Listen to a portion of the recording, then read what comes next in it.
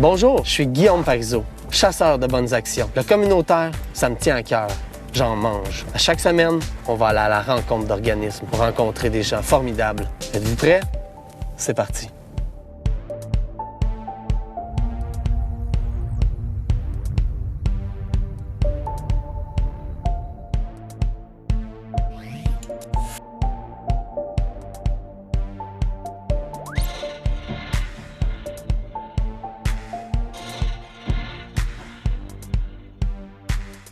Nous sommes présentement à la Société Saint-Jean-Baptiste qui fête son 75e anniversaire aussi pour bientôt.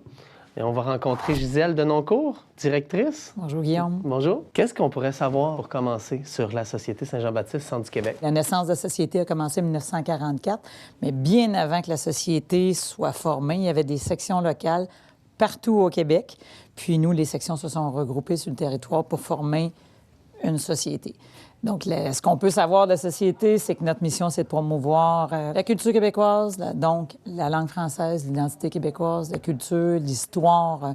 On est la mémoire un peu du peuple, puis on a beaucoup de bénévoles pour faire vivre notre mission. Parle-moi de vos bénévoles, justement. On a 34 comités de bénévoles, donc 250 bénévoles répartis à grandeur du centre du Québec. Dans le fond, c'est nos antennes dans nos milieux ruraux et dans les grandes villes qu'il y a au centre du Québec pour faire vivre la mission de la Société. Pour les gens que ça peut intéresser, ils peuvent devenir membres. Comment ça fonctionne? Pas compliqué, soit qu'ils appellent la Société, ils vont sur notre site, sur notre site web, sur notre page Facebook. Ça coûte 10 par année, ça coûte rien. Et en plus, l'année dernière, on a mis un programme privilège sur pied. Tous nos membres ont maintenant accès à des rabais, à peu près 80 rabais chez des partenaires de la région, dont Alpha Assurance pour de l'assurance automobile. Mais nous, les membres, ça coûte 10 et on réinvestit cet argent-là dans notre mission, la langue, l'histoire, la fête nationale. Notre mandat, c'est de redonner les sous aux différents comités qui organisent la fête. Notre moteur à nous, c'est la vente d'assurance vie puis la vente d'assurance accident. Depuis 1944 que c'est comme ça. La Société, c'est parti par un cercle des philanthropes. Ça, c'était des gens qui voulaient recueillir de l'argent et la redistribuer, notamment pour des assurances vie. Mais ça s'est développé au fil du temps pour redonner de l'argent dans les écoles, dans les milieux communautaires, les associations, les chorales. Donc, on réinvestit bon an, mal an, au-delà de 100 000 au centre du Québec en lien avec nos objectifs de promotion de la culture québécoise. J'ai pu voir dans votre dépliant aussi qu'il y a quelques 200 projets qui sont soutenus chaque année. 4 fois par année, on a des dates butoirs où des comités, des individus, des artistes, des gens peuvent nous faire des demandes de subventions. Et nous, on les étudie. Si c'est en lien avec nos axes d'intervention, on émet des subventions. Donc, il y a 200 à 250 projets bon an, mal an qu'on finance comme ça à la grandeur du centre du Québec. Ça, c'est sans compter les sous qu'on donne via nos fondations, parce qu'on a des fondations. Une fondation qui donne aux bibliothèques scolaires et municipales. Une autre fondation qui redonne au niveau de l'histoire puis du patrimoine. Puis une autre fondation qui investit dans nos assurances pour, bien sûr, qu'on aille de l'avant. Fait qu'on gère pas mal plus que le petit bureau régional qu'on voit ici. Vous avez aussi des journées de commémoration? Effectivement. Nous, dans notre mandat, c'est de faire la promotion de l'action nationale aussi pour que notre devise, c'est « Je me souviens ». Hein? Oui. Alors, entre autres, au mois de janvier, on fait la journée, on commémore la journée du drapeau. On offre aux écoles, aux municipalités de hisser le drapeau.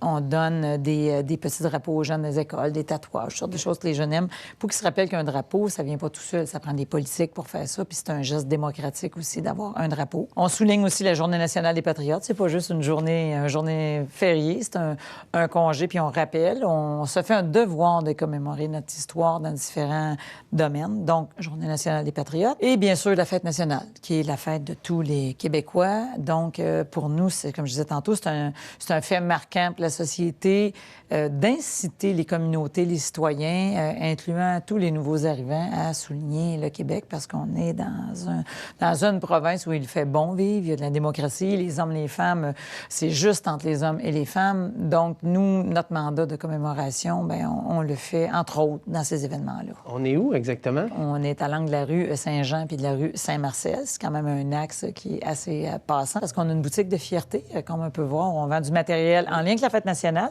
mais aussi qui fait la promotion du Québec. Donc, pour que les citoyens aient accès à notre boutique, on a un grand espace qui permet aux gens de venir magasiner. Donc, c'est autant pour la population que pour nos bénévoles ou des comités. Fait qu'on est beaucoup mieux dans nos locaux. On coordonne aussi une série de spectacles qui s'appelle les Jeudis en chanson. C'est une série de spectacles qu'on a créé il y a 12 ans parce qu'on a constaté que la langue française au niveau artistique était délaissée. Parce qu'on fait en sorte donc que les gens veulent chanter en français puis on leur donne des tribunes.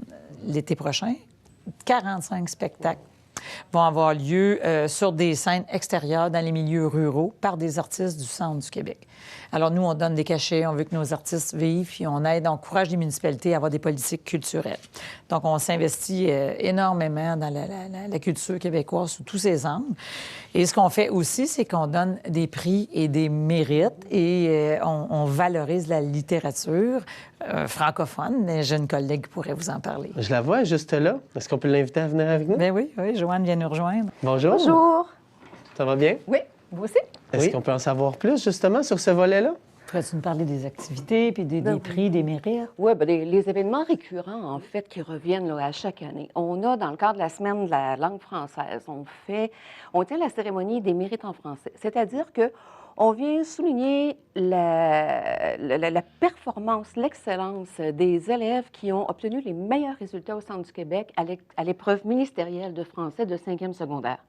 Puis dans le cadre de cette cérémonie-là, bien, on en profite en même temps pour remettre le prix Georges Dard, qui est remis annuellement. Puis c'est un prix prestigieux qui est ouvert au grand public.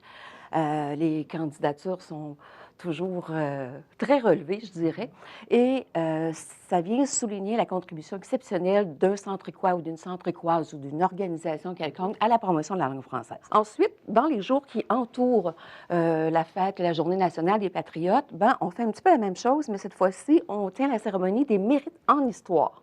Alors, encore une fois, on vient souligner les meilleurs résultats chez les élèves qui ont fait l'épreuve d'histoire en 4e secondaire. Puis, en même temps, on remet le prix Lionel Groulx, qui est un peu le pendant du Georges Dard, mais qui vient là, souligner la contribution exceptionnelle de quelqu'un à la promotion de l'histoire et du patrimoine québécois. Puis au travers de ça, pendant toute l'année, il y a un magnifique dossier, tu le sais, c'est mon bébé, c'est ce qu'on appelle le concours de création littéraire à la rencontre d'un auteur. Alors, pour la 14e année cette année, on invite un auteur, centricois ou québécois, à écrire un début d'histoire et on propose aux élèves de niveau secondaire du Centre du Québec de poursuivre cette histoire-là. Bon, il y a des critères, des règles, puis tout ça. Je dirais que bon an, mal an, là, les dernières années, là, il y a 1100 élèves du secondaire qui y participent. Puis grâce à la collaboration des enseignants de français, ça c'est bien important de le dire, parce que l'enseignant de français va choisir dans sa classe le texte qu'il juge le meilleur, va nous le faire parvenir, un jury régional composé des représentants des commissions, des présidences des commissions scolaires, puis du milieu privé et tout ça, et des gens de la société, vont choisir les meilleurs textes. Et tout ça, c'est dans l'anonymat, évidemment, là, signé d'un pseudonyme. Puis, en mai, on tient un gala où est-ce qu'on dévoile, on récompense les finalistes, on dévoile les lauréats et les récipiendaires. Il y a mention spéciale, disons. Et à chacun de ces événements-là, effectivement, comme tu dis, il y a des trophées, il y a des bourses, il y a des certificats, tout ça. Alors ça fait un petit peu le tour des événements récurrents, mais il y en a d'autres. Merci beaucoup. On en connaît beaucoup plus maintenant. C'est très intéressant. Ça me fait plaisir. Et puis cette année, ça va être spécial parce qu'on fête le 75e avec notre concours. On a un concours de recrutement, mais on a un concours juste pour que les gens puissent s'amuser. On fait tirer un party avec Gate Boucher. Alors, on invite les gens à devenir membres puis à nous visiter quand ils vont nous voir dans des kiosques cette année parce qu'on va être dans plusieurs festivals au cours de l'été. Alors, que les gens viennent nous voir, ça ne coûte rien. Puis, ils vont pouvoir participer puis peut-être gagner des beaux prix pour le 75e de la Société. Je vous souhaite longue vie. Merci, Guillaume. Bonne continuité, vraiment. Puis je te remercie d'avoir pris le temps pour nous. Merci. Vraiment, j'apprécie. Bon, tu fais bien ça, toi aussi. Merci. C'est bon.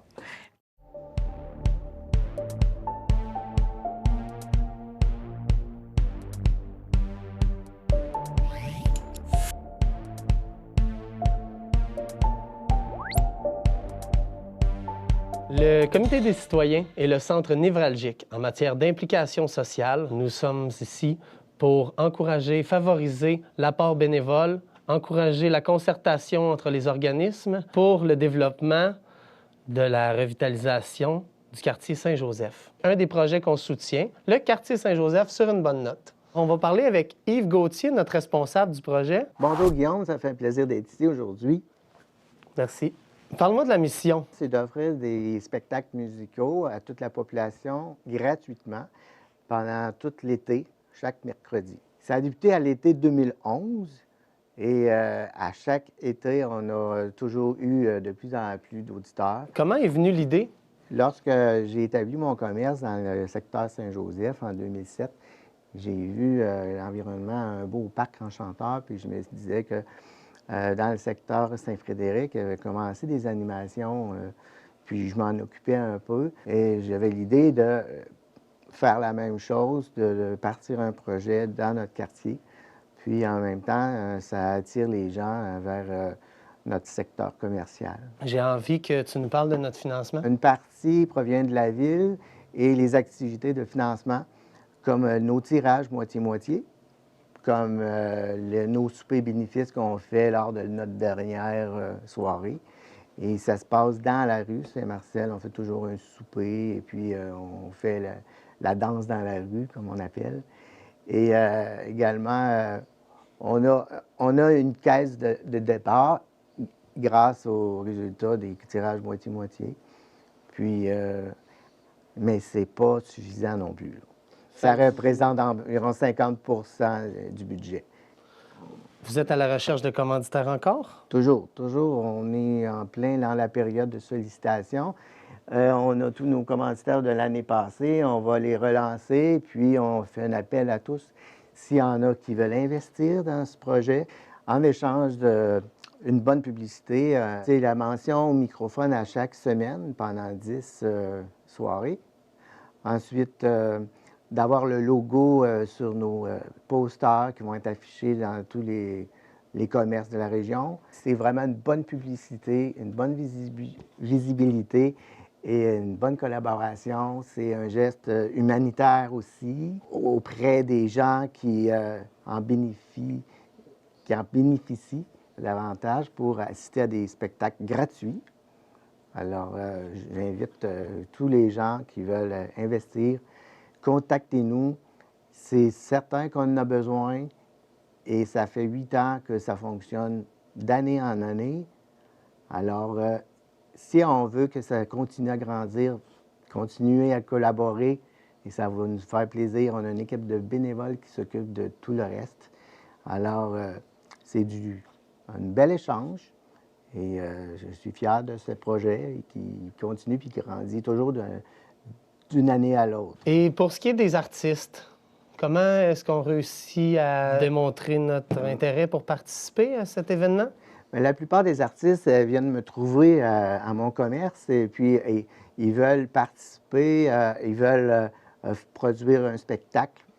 Mais pour 2019, c'est complet, mais on a toujours une banque de données pour pouvoir les rappeler et pouvoir les entendre. Et puis moi, à chaque fois que je vais voir un spectacle, puis ça me plaît, aussi, je ne me gêne pas d'aller contacter les artistes après le spectacle pour les inviter à faire partie de notre programmation. Ça va être la 3e année qu'on a le Big Band Drummond, une soirée ballroom, un orchestre de 17 musiciens. C'est vraiment super. C'est en collaboration avec le Cégep. C'est sous la direction musicale de Pierre Tournay. Aussi, on a un spectacle qui s'appelle Pays d'abondance et qui est donné par Isabelle Cyr et Yves Marchand, une ex-comédienne de Jean-Branville, qui nous a confirmé le 10 juillet qu'ils vont être des nôtres. On a un spectacle, une soirée disco, on a une soirée chansonnier. Alors, chaque soirée, c'est des thématiques différentes. On a une formule gagnante aussi qui s'appelle soirée Ma première scène. Ça permet aux artistes nouveaux, qu'on ne les connaît pas, de produire un mini-spectacle de 10 minutes. Et par la suite, on peut faire une sélection pour l'année suivante et faire en sorte qu'ils vont participer à la soirée de la relève. Alors, je te remercie pour toutes ces informations-là. Merci 1000 fois d'avoir pris le temps. Très apprécié. Je te dis à la prochaine fois. À moi aussi, c'était un bon partage et on se revoit Merci beaucoup. l'été 2019.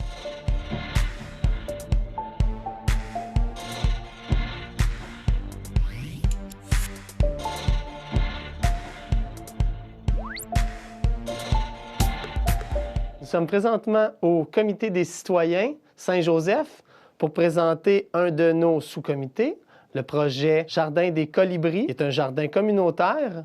On est avec un de nos bénévoles responsables, Michael Smith. Bonjour. On va entendre parler du jardin aujourd'hui. Fais-tu nous parler de la mission? La mission du Jardin Colibri, c'est d'enseigner aux gens de cultiver leurs propres légumes, bien manger et s'instruire sur la nature, en apprenant aussi à conserver, dans le but pour les amener dans l'alimentation autonome. Le jardin existe depuis quand? Le jardin existe depuis 2014. Et puis, il y a eu des avancées? Oui, ce jardin a commencé avec un terrain nu, avec probablement une quarantaine de jardins disponibles. À mesure que les années ont avancé, les jardiniers ont perfectionné leurs jardins, les ont engraissés. Et même l'année dernière, on a pu agrandir d'une vingtaine de jardins. On est de plus en plus enthousiaste pour l'avenir. On a une section collective aussi? On a aussi une section collective qui est gérée par tous ceux qui sont là, tous ceux qui veulent essayer des affaires, des nouveaux plans. Et puis, c'est disponible à tous les membres. Est-ce qu'il y a des outils, des matériaux fournis? Oui, le jardin comprend une remise qui a tous les outils de base qui sont à la disponibilité de tous les membres. Et comment on fait pour devenir membre? Ceux qui veulent devenir membres ont juste à se présenter au comité des citoyens sur la rue Saint-Marcel, faire leur demande, et ce qui comprend un coût de 15 $ par année pour l'emplacement du jardin. Au jardin communautaire, il y a les tris des matières résiduelles. Certainement. On encourage les jardiniers à composter tout ce qui est compostable. Et on a différentes bacs pour les différentes sortes de compostage nécessaires, soit court terme ou long terme. Et qu'est-ce qui n'est pas composté est mis dans les bacs beurre pour être envoyé au compostage municipal. Avez-vous un coin qui favorise l'éducation populaire avec les enfants? Oui, nous avons une section spécifiquement pour les enfants et nous invitons les camps de jour à nous contacter qui seraient intéressés à participer avec leurs jeunes enfants à jardiner. Intéressant aussi. Il y a des nouveaux projets qui sont sur la glace, qui sont en préparation. Bon, on essaye toujours d'avancer dans nos projets. Cette année, il y a un projet en particulier qui pourrait impliquer des poules. Et c'est en discussion présentement. Intéressant. Donc, il y a du développement. Toujours. Je te remercie, Michael, Bienvenue. pour ton entrevue. C'est très apprécié. Merci d'avoir pris le temps de nous parler du Jardin des Colibris. C'est vraiment apprécié. J'apprécie. Merci beaucoup. Plaisir.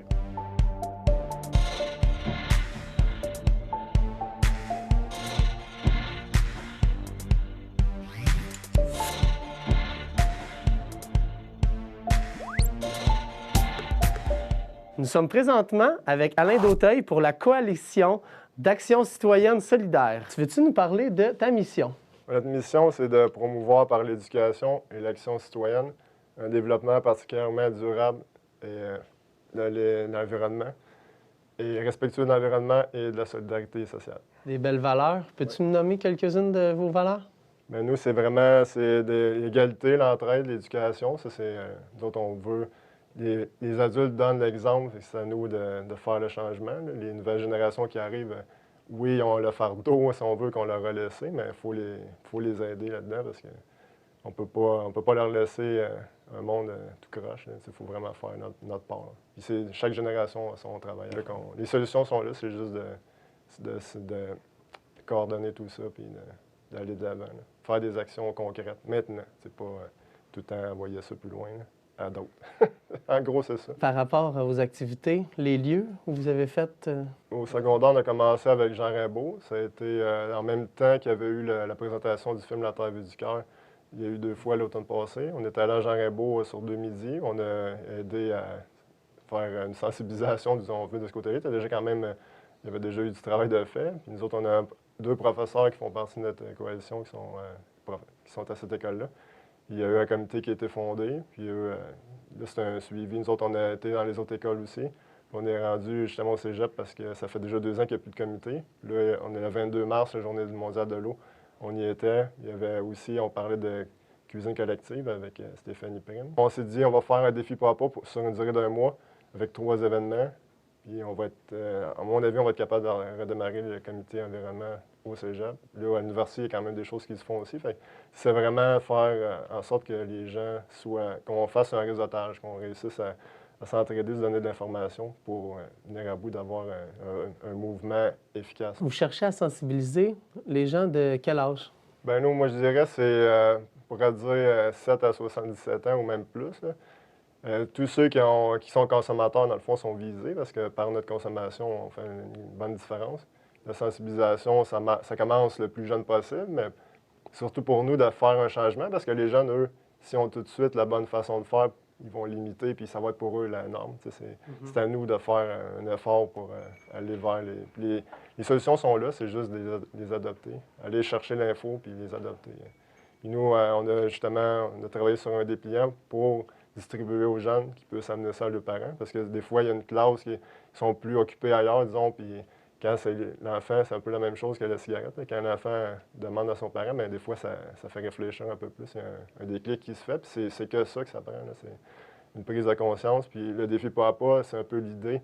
C'est bien de se le faire dire, mais c'est bien de revenir aussi avec ça sur une certaine période pour que ça reste. C'est pour pas qu'on l'oublie et qu'on passe à autre chose. Ça, c'est naturel. Des fois, c'est pas notre priorité numéro 1, puis chacun, on a nos vies assez remplies aussi. Mais il faut réaliser qu'on a quand même un coup de barre à donner maintenant. La transition, c'est maintenant que ça se fait, là. Puis c'est urgent. Quelles autres actions vous pouvez faire sur le terrain, par exemple? Bien, nous, là, justement, avec la corvée de nettoyage qui s'en vient, c'est comme le coup de départ. D'autres, on a l'intention de le faire itinérant dans les autres parties de la ville. Et sensibiliser, bon, donner l'exemple, en même temps, je suis en train de regarder ça pour avoir des arbres qu'on puisse distribuer, parce que ça se trouve être un peu... On aimerait que ça devienne notre marque de commerce, si on veut, notre porte-parole. Puis l'arbre, ça a vraiment une grosse valeur, surtout en ville, là, ça a beaucoup de propriétés, c'est vraiment bon pour l'environnement, puis pour sur plusieurs autres sujets, là, mais c'est quand même... en tout cas, on travaille là-dessus. Puis aussi, nous autres, on se trouve être le groupe local de la planète Saint-Vite au Parlement. D'autres, c'est pour sensibiliser ça aussi, c'est un collectif. Eux, nous, on est vraiment, c'est dans la même vision. C'est vraiment pour que tout le monde soit impliqué, puis qu'on ne laisse pas le fardeau aux générations qui vont suivre, qu'on est capable de les aider. Reparle-moi aussi de l'action que vous avez faite au Parc Audiat. Audiat, c'était la journée le 15 septembre. Ça, c'est mondial. Ça fait déjà au-dessus de 10 ans que ça se fait. C'est pour le nettoyage des berges, pour sensibiliser. Puis on en a sorti quand même pas mal. Nous autres, on nous a demandé combien c'était en livres, mais moi, je dirais plutôt c'est en quantité, parce que c'est principalement du plastique. Il y avait aussi un petit peu de métal. C'est tout le jetable. Si on pouvait éliminer ça, on aurait un gros pas de fait. Notre mission, c'est pas de faire du nettoyage, c'est vraiment de sensibiliser. C'est pour ça que ça a quand même été bien. On était contents pour un premier événement, que c'était nous qui l'organisions. Puis après ça, on a eu le 8 décembre, c'était dans le cadre de la COP 24 qui se faisait en Pologne. Ça, c'est la suite, si on veut, de COP 21 qui était à l'accord de Paris en France. Puis ça expliquait qu'est-ce qu'il fallait faire de plus pour être capable de respecter les engagements des pays qui avaient signé l'accord de Paris, expliquer la situation actuelle. C'est là que Greta Thunberg, celle qui est candidate au prix Nobel de la paix, elle a passé un gros message, puis depuis ce temps-là, après, elle a fait des grèves de l'école le vendredi. Fait que ça fait vraiment avancer la cause. Ça crée un mouvement. Puis c'est de valeur qu'on soit rendu là, mais il faut encourager à ce que ça continue. pour que les messages passent. C'est quoi le message que vous aimeriez passer, si vous auriez quelque chose que vous aimeriez partager là, en tant que responsable de la coalition? C'est la solidarité qui est en dessous de tout ça. C'est le lien, si on veut, de tous les préoccupations de chaque personne. Dans le fond, si on a un dénominateur à chercher, c'est vraiment l'entraide. C'est comme ça qu'on est plus fort. Chacun a nos forces, mais plus on va y aller, on va serrer les coudes, il n'y a pas de problème. Il n'y a que des solutions. C'est ça vraiment la façon de passer à travers de tout. Donc, c'est en étant solidaire qu'on va réussir à changer les choses pour ce qui est de notre environnement? C'est ça, exactement. L'environnement, c'est sûr c'est notre dossier chouchou, si on veut, parce que c'est la base. Mais le reste, c'est plus large que ça. On n'est pas que ça. Mais on s'est dit, on va prendre la défense parce que c'est vraiment urgent. Puis il n'y en a pas tant que ça qui focus là-dessus, disons. On peut passer pour un petit peu obstiné, mais c'est pas le cas. on reste avec l'espoir, puis on sait que c'est dans l'action, puis il y a des solutions. Il ne faut pas voir ça trop... Il faut y aller pas à pas. C'est pour ça le titre de notre défi. Là. Ça a été choisi. Parle-moi de ton rôle dans l'organisation. C'est être porte-parole. On est un petit groupe solidaire. On est des bons amis, puis on se réunit régulièrement. Là, de plus en plus, parce qu'on a des projets ça aboutit, ça évolue. Et on a chacun nos intérêts, on y va dans la camaraderie. On a bien du plaisir, puis on sent, tu sais, c'est créatif, on s'en va vers quelque chose qui grossit, puis on ne se sent pas seul dans notre coin, c'est vraiment solidarité, puis c'est enrichissant, c'est pas une corvée, c'est vraiment le fun. Alors, vous avez une coalition d'action citoyenne solidaire très forte. Oui, bien merci. Ça fait plaisir. Je vous souhaite une bonne continuité. Vraiment, je te souhaite de continuer longtemps. Je pense que c'est un besoin pour notre planète. Ouais. Donc, merci. Puis, bonne continuité. Continuez votre beau travail. Merci d'avoir pris le temps pour l'entrevue. C'est très apprécié, vraiment. Merci beaucoup. Merci, Guillaume. C'est un plaisir. Une belle fin de journée.